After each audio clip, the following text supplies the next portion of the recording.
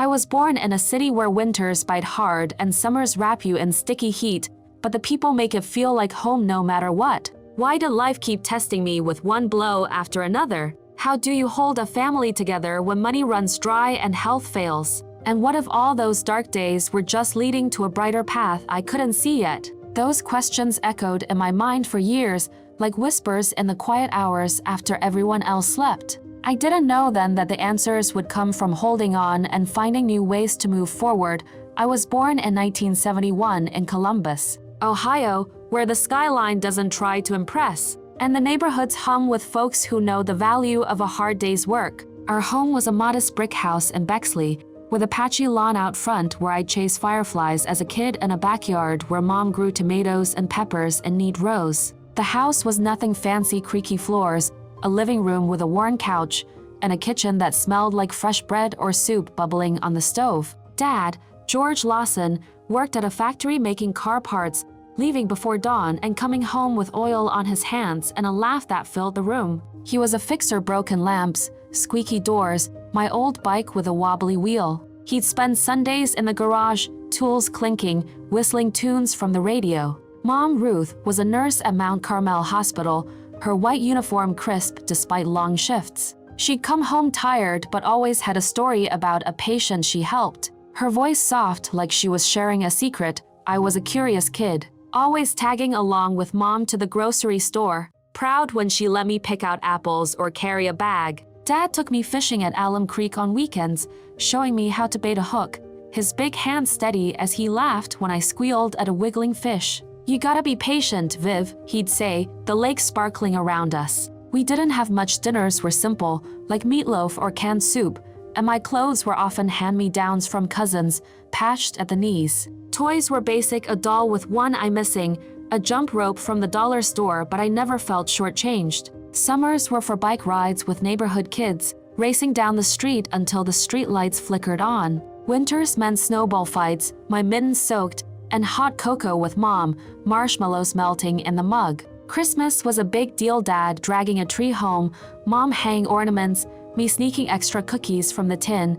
School was my happy place. In kindergarten, I loved the smell of crayons and the sound of the teacher's voice reading stories. I'd help classmates with puzzles or share my snacks, and the teacher, Mrs. Carter, called me her little helper. By third grade, I was hooked on books, borrowing armfuls from the library, stories about explorers or girls who saved the day. I'd read under the covers with a flashlight until Mom caught me. "Lights out, Vivian," she'd say, but her smile said she didn't mind. At home, I'd act out my books, using pillows as mountains or Dad's hat as a crown, making them laugh until their sides hurt. "You're a born teacher," Dad said once, his eyes proud, but life wasn't always easy. When I was 11, Dad's factory hit a rough patch. Some workers got laid off and he came home quiet, staring at bills over coffee. "It'll pass," he told Mom, but his voice wasn't sure. Mom picked up extra shifts, her eyes tired at dinner, her hands shaking a little from long hours.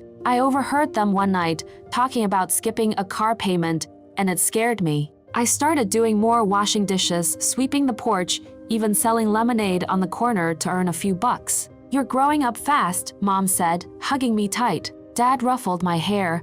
"My tough girl." It made me feel like I was helping, even if the worry didn't go away. Middle school was awkward. I had braces, glasses that slid down my nose, and no clue about fashion. Kids could be mean, teasing about my thrift store sweaters, but I found friends who didn't care, girls who liked reading or talking about movies. We'd hang out at the mall, pooling change for a soda, giggling about boys. My first crush was Tommy, a kid in my math class who shared his pencil once. I'd blush when he talked to me, scribbling his name in my notebook margins. It never went anywhere, just shy smiles and nervous chats, but it felt big then. I joined the book club, where we'd read novels and argue about endings, my voice loud when I loved a story. Schoolwork was okay, English was my favorite, writing essays about dreams or family. Teachers noticed, one saying, "Vivian, you could inspire kids someday." High school meant more work. I got a job at a burger joint, flipping patties after class to save for college.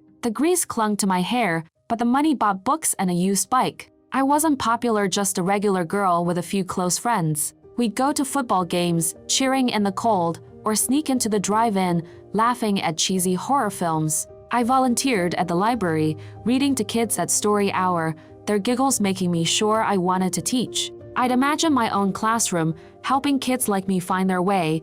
College at Ohio State was a stretch. I went part-time, studying education, because full-time was too expensive. Classes were exciting, learning how to plan lessons, understand kids. But I worked long hours at a diner near campus, serving coffee to students and truckers, my feet sore by closing. Tips paid for textbooks, and I studied late, falling asleep over notes. That's where I met Mark in 1993. He was a mechanic, stopping by for lunch in his work shirt, grease on his hands. He'd order a burger and fries, always joking, "You make the best coffee, Vivian." He was tall, with kind brown eyes and a laugh that warmed the room. We'd talk about his job fixing cars, my classes, growing up in Columbus. One day, he asked me out a walk by the Scioto River, ice cream cones dripping in the sun. Dating Mark was like finding a missing piece. We'd go to movies at the old Drexel Theater, share pizza at a hole-in-the-wall joint, or drive to Hocking Hills, holding hands on trails. He was steady, bringing me daisies from a market or calling just to chat. "You're gonna be a great teacher," he'd say, believing in me more than I did. In 1995, he proposed at Schiller Park, ring in hand, voice nervous. "Vivian, will you marry me?" I cried yes, hugging him as joggers clapped. The wedding was small church ceremony, reception in Mom's backyard with potluck food, string lights, and dancing to old radio songs. Dad walked me down the aisle, Mom teared up. We honeymooned at a cabin, talking about kids and dreams over campfires. We bought a house in Clintonville, a 2-bedroom with a leaky sink and a porch we loved. I got a job as a teacher's aide at Lincoln Elementary, helping kids with reading, their smiles the best part of my day. Mark worked at his garage, fixing engines, coming home with stories. Life felt full, mornings with coffee, evenings cooking together. Ava was born in 1997, a tiny girl with my curls and Mark's calm. Labor was hard, but holding her made it fade. Mark was a hands-on dad, singing lullabies, changing diapers. Beck came in 1999, a quiet baby who loved cuddles. The house filled with toys, cries, and laughter. I'd read bedtime stories, Ava clutching her bunny, Beck dozing off. Those years were busy. Mornings were rushed breakfast of cereal or toast, dropping kids at daycare, then work. I'd help kids with math or crafts, their excitement keeping me going. Afternoons meant pickups, snacks, and playtime in the yard. Mark got home by 6, wrestling with the kids or helping with dinner. Weekends were for outings, zoo trips where Ava named every animal, Beck giggling at penguins. Or we'd visit Mom and Dad, them spoiling the kids with cookies. "You're a natural mom," Mom said, watching me braid Ava's hair. The first big hit came in 2001. I was 30. Ava 4, Beck 2, when Mom called. "Viv, Dad had a heart attack." I rushed to the hospital, leaving the kids with Mark, finding Dad in ICU, tubes everywhere. Mom sat crying, his hand in hers. The doctor said, "He's stable, but it's serious. Surgery soon." My heart sank. Surgery went okay, but recovery was slow. Weeks in hospital, then home with a walker. Dad couldn't work, his pension small. Bills piled, hospital stays, meds, therapy. We helped groceries, utility money, cutting our own budget. No date nights, just rice and beans. Ava asked why Grandpa was sick. Beck drew him pictures. It hurt seeing Dad weak, my fixer dad struggling to stand. I cried after visits, Mark holding me. "He's tough. Like you." Dad got better slowly, using a cane, doing small chores. Mom worked extra, her face tired. We leaned on neighbors' church meals, friends helping. By 2002, Dad was stronger, but changed, quieter, slower. It made me hug my kids tighter, cherish time. Work kept me grounded, kids' hugs healing. Mark's job stayed steady, and we saved again, dreaming of a bigger house. The 2008 recession hit like a truck. Mark's garage lost customers, people skipped repairs, cars breaking down. "Boss might lay off," Mark said, worry in his eyes. My school cut hours, classes bigger, supplies short. Bills loomed, mortgage, gas, food. We cut everything, cable, outings, new clothes. I took a clerk job evenings, scanning groceries, exhausted. Mark worked weekends. Ava, 11, helped with laundry. Beck, 9, collected cans. Why can't we buy stuff? Ava asked. I explained. Money's tight, but we're okay. We got food stamps, pride stinging, but grateful. Neighbors struggled to one family left. House empty, stress grew. Mark and I fought over bills, schedules. We're stretched thin, he'd snap. I'd cry alone, feeling helpless. But kids kept us going. Ava's bake sales, Beck's drawings. Church helped potlucks, clothes drives. By 2010, things eased. Mark's work picked up, my hours grew. We refinanced, breathing again. Ava became a teen, loving science. Beck played soccer, muddying the house. We celebrated park picnics, small wins like good grades. Life after the recession felt like rebuilding after a storm. Ava and Beck grew fast. Ava into a thoughtful teen who loved biology, always reading about animals or begging to volunteer at shelters. Beck was all energy, kicking a soccer ball in the yard until dark, his cleats leaving dirt trails on the porch. I'd help with homework, Mark coaching his games, cheering loud when he scored. Family trips were simple but special, drives to Lake Erie, where we'd build sandcastles and eat packed lunches, or camping in state parks, roasting marshmallows under stars. Mom and Dad came when they could, Dad slower but still telling stories, Mom baking pies for the kids. You're raising them right, Mom would say, her pride warming me like a blanket. In 2018, at 47, my health scare blindsided us. I'd been feeling off for months, headaches that wouldn't quit, dizziness that made me grip counters, and a tiredness that sleep didn't fix. You're working too hard, Mark said, but I knew it was more. He pushed me to see a doctor, and after tests and MRI that hummed loud, blood draws that left my arm bruised, the news came. A small tumor in my brain. It's benign, the doctor said, not cancer, but we'll monitor it. It could grow and cause issues. My mind spun. Surgery? Disability? What about the kids? I told Mark in the car, my voice breaking. I'm scared, I admitted, tears falling. He pulled over, hugging me tight. We'll face it together. Viv, you're stronger than you know. The months after were a maze of appointments, specialists in white coats. Scans that made me claustrophobic, talks about watchful waiting versus surgery. The tumor was in a tricky spot, so they held off cutting, prescribing meds for headaches. But every twinge in my head made me panic. Was it growing? Costs piled up, co-pays, tests, uncovered meds. Insurance denied some claims, leaving us with bills we juggled like hot coals. Ava, 21 and in nursing school, became my researcher, printing articles on tumors, explaining terms like glioma in her calm voice. It's manageable, Mom, she'd say, holding my hand at doctor visits. Beck, 19 and studying business at community college, took a job delivering pizzas to help. I got your back, he'd say, handing me his tips. Their love kept me afloat, but I felt guilty, like I was dragging them down. Mom was my anchor, coming over with casseroles, sitting with me as I poured out fears. I've seen worse in the hospital, she'd say. You're a fighter, like me, Dad. Weaker now from his heart issues, squeezed my hand.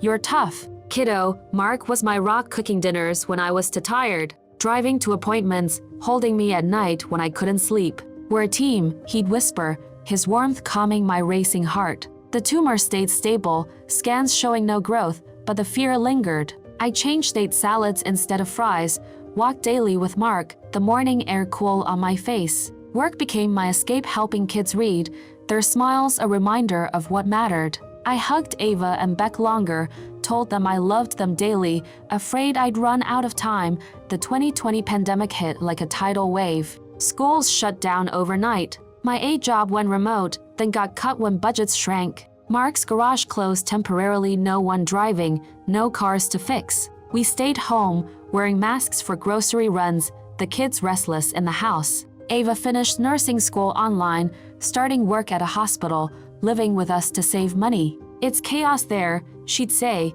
coming home with mask marks on her face, her eyes tired but proud. Beck took classes virtually, helping with chores like mowing the lawn or cooking simple dinners. I miss soccer, he admitted, kicking a ball against the garage alone. I worried about my tumor, delaying a scan to avoid hospitals, terrified of catching the virus. What if I get sick? I asked Mark one night, rain tapping the windows. He held my hand.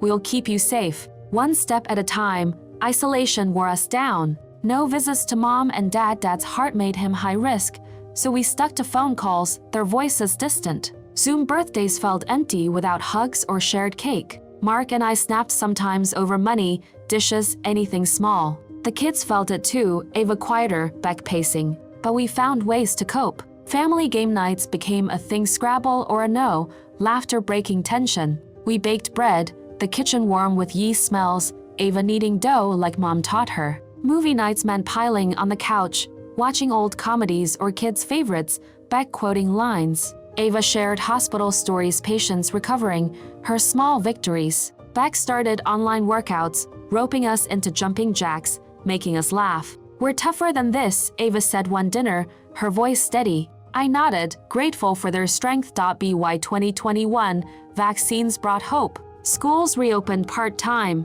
Mark's garage got busy again. Ava moved out in 2023, marrying Tom, a nurse she met at work. Their wedding was simple, a park ceremony, barbecue reception, kids running around. They bought a house nearby, Ava working as a pediatric nurse, her stories about kids warming my heart. One smiled today after a shot, she'd say over coffee visits. Their baby, Lily, came in 2024, our first grandkid, a giggling girl with Ava's curls. We'd babysit, Lily's tiny hands grabbing my fingers. Beck graduated, starting as a middle school teacher, his love for kids like mine. He moved downtown with roommates, his apartment messy but his. He coaches soccer, calling excited after wins. My team's killing it, he'd say. They live separate, Ava with her family, Beck independent but close. Sunday dinners are loud, full of stories and lasagna. Dad passed in 2022, his heart finally giving out. The funeral was quiet, masks on some faces, tears on all.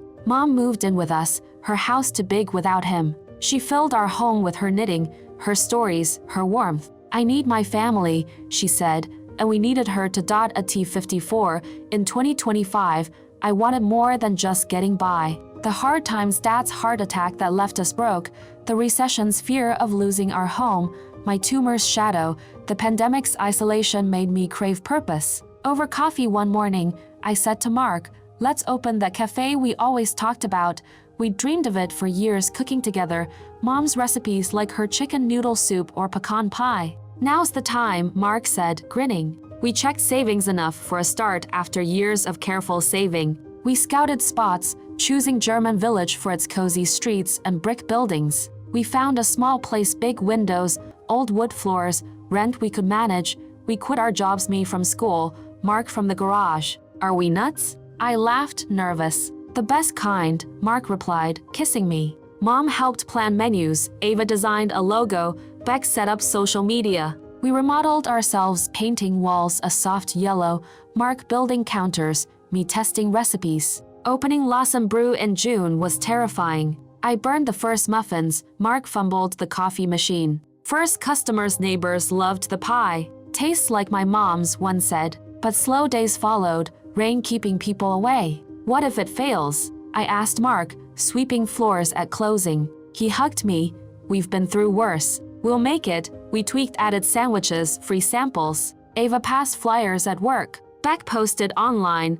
Support my parents' dream. Reviews grew, cozy spot, great food. Mornings filled, office workers grabbing coffee, families for lunch. Challenges came, supplier delays, a broken oven Mark fixed. Handy guy, I teased. Summer brought crowds, outdoor tables packed, kids eating cookies. Ava brought Lily, her giggles drawing smiles. Beck hosted trivia nights, locals cheering. Revenue grew, bills paid, some saved. A local blog called us a hidden gem, boosting business. Fall meant catering, school events, office parties. Winter brought snow, but also holiday crowds for cocoa and pies. A TV crew came.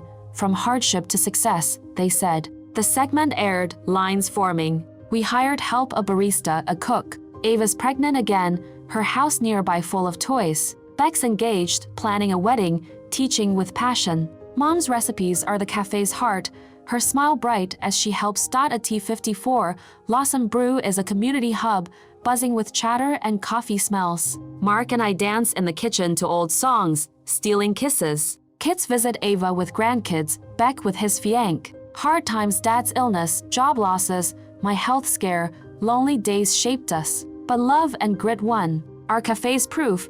New paths open after storms, turning pain into joy. Life's sweet now, like mom's pie, shared with family never far.